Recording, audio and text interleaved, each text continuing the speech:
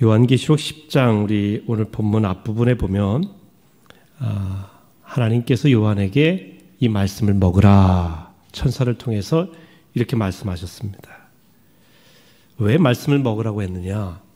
그것은 우리 그리스도인들에게 말씀을 먹음으로 그 말씀을 전해야 될 사명이 있기 때문에 그렇습니다. 우리 그리스도인들은 말씀을 먹음으로 전하는 겁니다. 그러니까 눈으로 보고 귀로 듣는 정도가 아니라 그 말씀이 내 것이 되어야 된다는 거죠. 내 것이 되어 소화되고 먹어서 먹은 그 에너지와 영양분이 사람들에게 증인의 사명을 다할 때 이 전파되어야 되는 겁니다. 여러분, 잘 소화시킨 말씀은 우리가 확신이 있게 돼요. 그리고 그렇게 먹은 말씀이 전달될 때 파워풀합니다. 그러니까 사람의 심장도 흔들고 감동도 되고. 근데 내가 먹은 말씀이 아니라 그저 이렇게 전에 들은 이야기예요. 그러니까 어떤 글을 보면서 내가 그냥 그렇구나라고 하는 그저 이해한 이야기를 그저 우리가 전달할 때는 물론 말씀 자체에 능력이 있어요. 역사하시기도 해요. 특별한 경우에. 그런데 그것이 전달되어 나갈 때 확신이 없어요. 소경이 소경을 인도하지 못한다고 성경이 말씀하시지 않았습니까? 그러니까 우리가 그 말씀에 대해서 이해는 했는데 먹지는 못했어. 소화는 완전히 못 시킨 거예요. 그래, 그런 것 같다. 그런데 확신이 들어온 건 아니에요. 완전히 그것이 녹여서 내 것이 되지 못한 상태에서 나갈 때는 소경이 전하는 것과 같아요. 그러니까 적당해지는 거죠. 그래서 말씀을 먹으라 그렇게 말씀하셨죠. 그리고 11장에는 바로 그 말씀을 먹은 증인의 사명이 뭐냐, 이 두 증인에 대한 이야기를 하고 있습니다. 그런데 주님께서 요한에게 증인에 대해서 말씀하시고 보여주기 전에 하늘에 있는 하나님의 성전을 먼저 보여주십니다. 그러면서 성전과 제단을 측량하고 예배하는 사람들을 측량하라, 재보라, 세보라 이렇게 이야기하시는 겁니다. 여러분, 요한계시록이 계속해서 우리에게 보여주는 스타일이 있어요. 그것은 고난이 올 것이다, 어려움이 있을 것이고 재앙이 있을 것이다 라는 걸 알려준과 동시에 그 재앙이 어떻게 일어난다라고 하는 것을 이야기하기 전에 이렇게 재앙이 일어나지만 하늘에 예배하는 모습, 천국의 아름다운 그 휘황찬란한 보석과 같은 그런 모습 감히 상상하고, 그리고 그 누구도 가보기 어려운 그곳에 대해서 바라보게 하십니다. 그것을 바라보면서 이 땅에 있는 고난 아무리 크더라도 우리에게는 그 세계가 예비되어 있다. 주님이 우리에게 주실 상급이 이 땅의 고난보다 훨씬 크다. 이걸 계속 보여주고 있단 말이에요. 그러니까 신앙생활이라고 하는 것은요, 그냥 고난만 극복하며 억지로 살아가는 생활이 아니라 우리가 보았기 때문에 현재의 고난도 능히 감당하는 생활. 현재의 우리가 이 세상에서 먹고 마시고 살아가는 문제의 아픔을 능히 극복할 수 있게 되는 그런 신앙의 이 역사하심이 여기에 있는 것입니다. 그러니까 요한계시록은 계속 그걸 우리에게 시각적으로 보여주시는 거예요. 오늘 말씀도 마찬가지. 앞으로 두 증인이 힘든 증인의 사명, 증인이란 말은요, 헬라어로 보면 증인과 순교자라는 말이 어원이 같아요. 증인은 순교자입니다. 사나 죽으나 목숨 걸고 하는 거예요. 근데 이 증인에게는 놀라운 하나님의 이 계획하심과 예비하심이 있다는 거죠.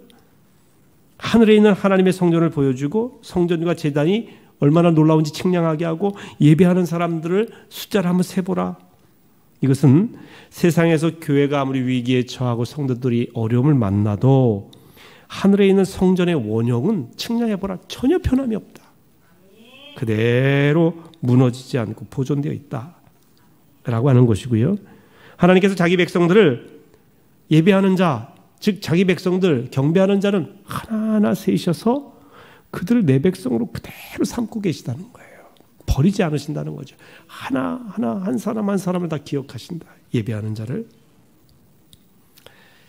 여러분이 예배할 때 이 시간도 하나님이 여러분을 헤아리고 계심을 믿으시기 바랍니다. 내가 이 자리에 그냥 안양교회 교인으로 무리로 앉아 있는 게 아니라 하나님이 보셨을 때 내가 지명하여 너를 불렀나니 내가 내 머리털을 헤아림과 같이 너를 헤아린다. 하나님께서 우리 개인을 너무도 잘 알고 계신다. 교회는 하나님이 반드시 지키신다는 거죠. 우리는 우리 교회가 하늘에 있는 성전처럼 거룩하고 정결한 교회의 본래 모습을 잃지 않도록 기도해야 됩니다. 성도도 하나님 백성답게 살면 나머지 모든 삶의 이 어떤 여러 가지 일들에 대해서는 하나님께서 형통한 길로 인도하십니다. 그러니까 우리가 우리 스스로 뭔가 형통하려고 성공하려고 많이 벌려고 하는 것이 아니라 하나님이 원하시는 성도의 삶은 무엇일까? 하나님이 원하시는 교회의 원형은 무엇일까?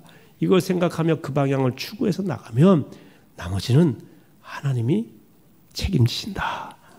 근데 주님은 성전 바깥들은 이방 사람들에게 내주었으니 거기는 측량하지 말라 그러셨어요. 이 성전 바깥들에 있는 사람 마지막 때 교회를 핍박하는 무리들을 말하는데 왜 측량하지 말라고 그랬겠어요? 예배하는 자는 측량하라. 너희는 내 백성 내가 하나. 핍박하는 그들은 강해 보이지만 그들은 내 수에 포함되지 않는다. 헤아리지 않는다. 그들이 지금 강해 보여도 하나님의 구원 백성에 포함되지 못한다는 거죠. 무서운 이야기인데, 그러니까 교회를 핍박하고 성도를 핍박하고 믿는 자들을 핍박하는 그런 권세, 그런 힘, 그런 지도자는 지금 강력해 보이나 하나님의 측량하에 있지 않아요. 어느 때까지 있게 되냐? 오늘 성경에 분명히 나옵니다. 하나님이 정한 기간 동안만 그들이 핍박할 수 있는데요. 오늘 성경에는 42달이라고 그랬어요. 3년 6개월. 1260일. 그 뒤에도 이제 12장에도 보면 1260일 이런 표현이 나오는데 3년 6개월이라는 거예요. 하나님께서는 반드시 재앙과 핍박, 악의 권세가 마지막에 이 화가 임하는 그런 역사가 있지만 다 시간을 정해놓으셨어요. 언제까지. 그러니까 끝이 있다는 거예요. 고난에는 끝이 있다. 아픔에도 끝이 있다. 근데 그 기간 동안 인내하라는 거예요. 그때 오늘 말씀해 보니까 3절에 내가 나의 두 증인에게 권세를 주리니 그들이 굵은 베옷을 입고 1260일을 예언할 1260일이 바로 3년 6개월이에요. 그들에게 권세를 준다. 두 증인이 나타난다 그랬는데 어떤 옷을 입었어요? 굵은 베옷. 뭐예요? 굵은 베옷이? 상복을 매예요. 그러니까 자기들은 이미 베옷을 입은 거예요. 이 죽은 자의 이 옷을 입은 거예요. 그러니까 다시 말하면 두 증인은 상복을 입고 증인의 사명을 감당한다. 죽기를 각오한 거죠. 증인 이꼴 순교자라고 그랬어요. 여러분 우리가 하나님의 말씀을 전할 때 편하게 전할 수 있겠습니까?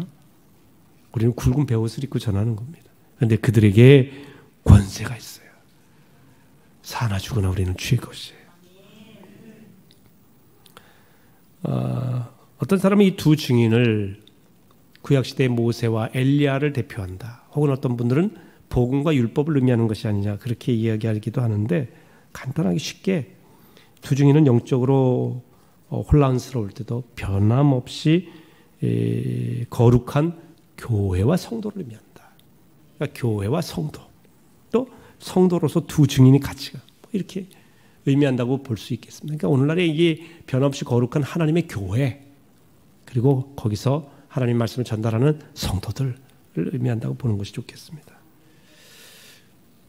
그러니까 마지막 교회와 성도의 사명은 굵은 베옷을 입고 주의 복음을 전하는 증인의 사명이다.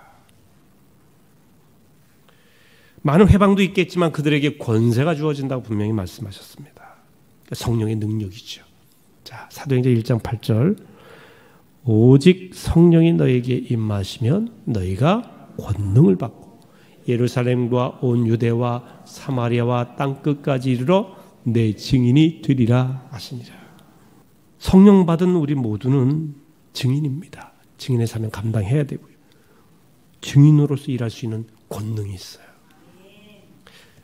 예수님께서는 이 땅에 사시는 동안 온통 영원히 멸망할 영혼들에 대한 생각이 가득하셨어요. 이 지옥 갈 영혼들을 구해내기 위해서 예수님께서는 두 증인의 사명 감당하신 겁니다. 십자가에서 죽으신 거예요.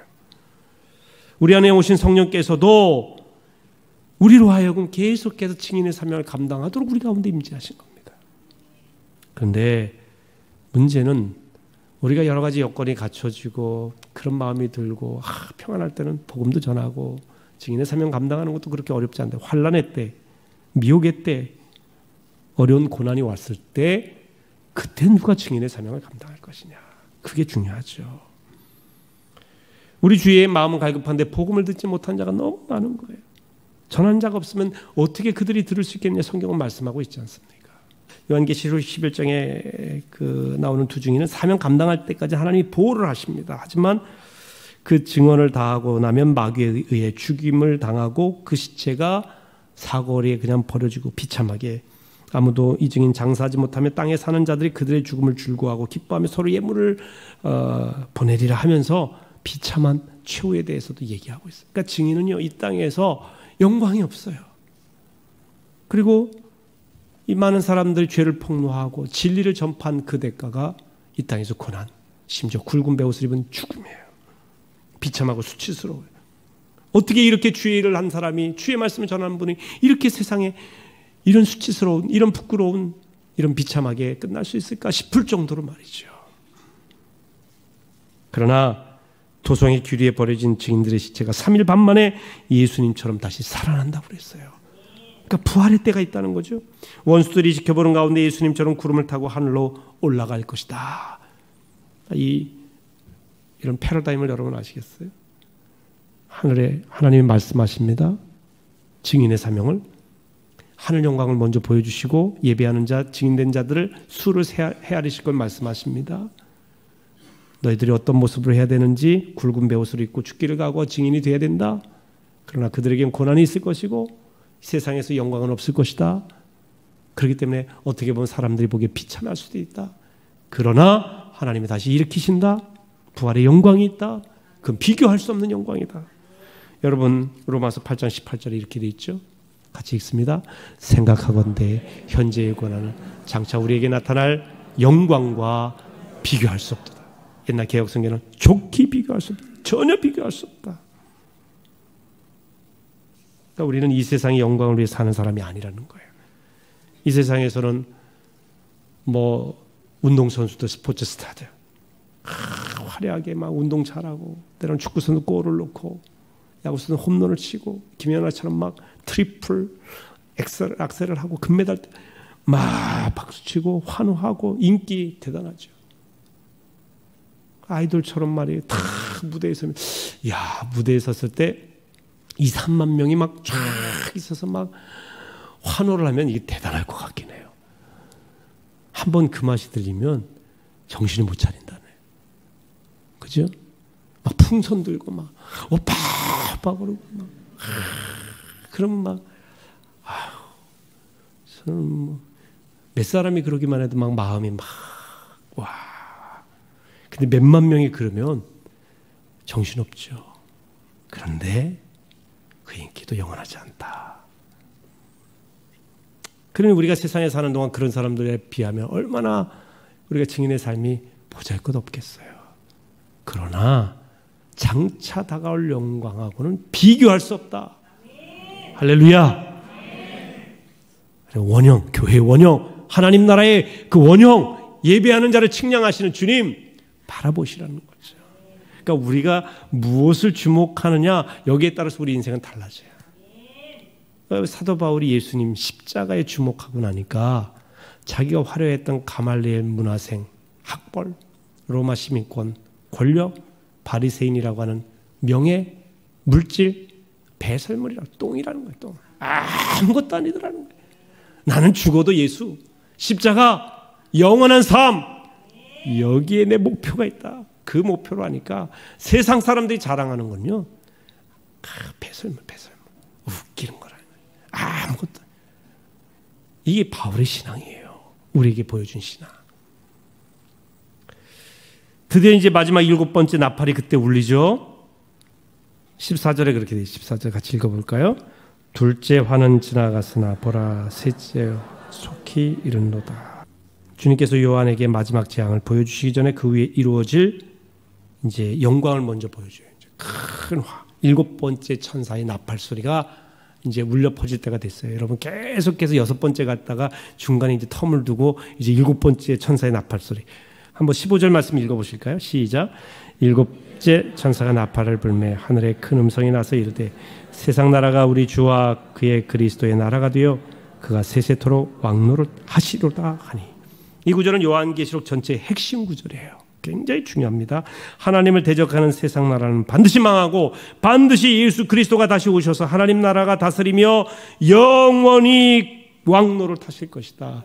그 영원히 왕노릇 하시는 주님이 왕노릇 하시는 그 왕국에 우리도 왕자로 공주로 하나님의 백성으로 영원히 함께 왕노릇하는 놀라운 하나님의 백성이 될 것이다. 이 이야기 아니겠습니까? 우리는 이 말씀을 분명히 붙들어야 돼요. 그래야 심히 두려운 재앙 중에도 길을 잃지 않고 고난을 당해도 힘을 잃지 않게 되는 거예요. 그때 이제 24장로들이 아멘 하면서 화답을 하게 되는 거죠. 그러나 구원을 끝까지 복음을 끝까지 거부하는 자들이 있어요. 그들에게는 심판만 남아 있어요.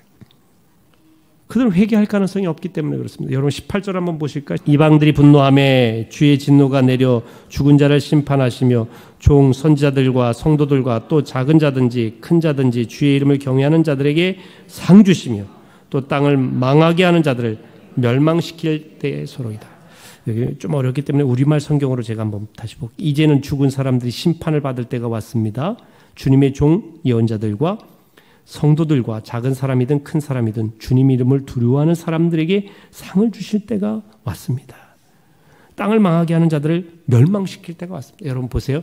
죽은 사람들이 심판받을 때가 왔다는 거예요. 죽은 사람들이. 그러니까 죽었는데 죽음이 끝이 아니라 죽은 자들이 마지막 주님께서 오실 때에 심판을 받을 때가 있는데 주님의 종 예언자들과 성도들과 작은 사람이든 큰 사람이든 주님 이름을 두려워하는 사람들에게 주의 이름을 두려워하고 주께 예배하고 또 교회 원형을 보존하고 성도들이 복음 전하는 그 삶을 살아간 그 모든 표현이 주님을 두려워하는 자라는 그들에게는 상 주실 때라는 거죠. 심판의 때가. 땅을 망하게 하는 자들은 멸망시킬 때가 왔다. 반드시 하나님의 심판의 때가 있다는 거. 믿으십니까? 죽는 게 끝이라면 그냥 우리가 죽으면 되겠죠. 그러면 끝. 모든 게 끝나면 뭐 아무런 상관이 없죠. 근데 죽음 이후에 심판이 있다. 히브리서에도 분명히 말씀하고 있고요. 우리는 성경을 믿잖아요. 성경이 있는 대로 믿어야지. 심판이 있다는 거예요. 마지막 심판 때는 두 부류 사람밖에 없습니다. 주님과 함께 왕노릇하는 사람, 상 받는 사람, 그 다음에 멸망하는 사람. 제3의 부류 없어요. 아예 난 중간에 뭐 상 받지 못하더라도 이 세상에 누릴 거 다 누리다가 그냥 박수 쳐주지 뭐 열심히 한 사람 박수 쳐주지. 제3의 장소 없습니다. 죽느냐 사느냐, 멸망하느냐 상 받느냐, 천국이냐 지옥이냐. 여러분 이거 분명히 명심하셔야 돼요. 분명히 명심하셔야 돼요. 그러니 우리가 증인 아니면 증인으로 사는 것 아니면 증인 아님 이 둘 중밖에 없다는 거예요. 적당한 자리 없어요. 증인이 전해야 할 말씀은 하나님 나라의 복음. 그러니 하나님 나라를 보지 못하면서 어떻게 증인이 될 수 있겠는가? 그래서 주님께서는 다시 한번 요한에게 하늘의 성전을 보여주십니다. 그게 19절이에요. 19절. 자, 읽습니다. 이에 하늘에 있는 하나님의 성전이 열린 성전 안에 하나님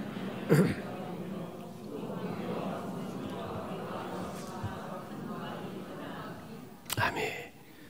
하나님의 언약궤가 있어요. 말씀의 실현이죠. 하나님의 임재, 하나님이 함께 하십니다. 근데 번개와 음성들과 우레와 지중과 큰 우박이 있더라. 그랬습니다. 어떻게 보면 이것은요, 두 가지로 표현할 수 있겠죠.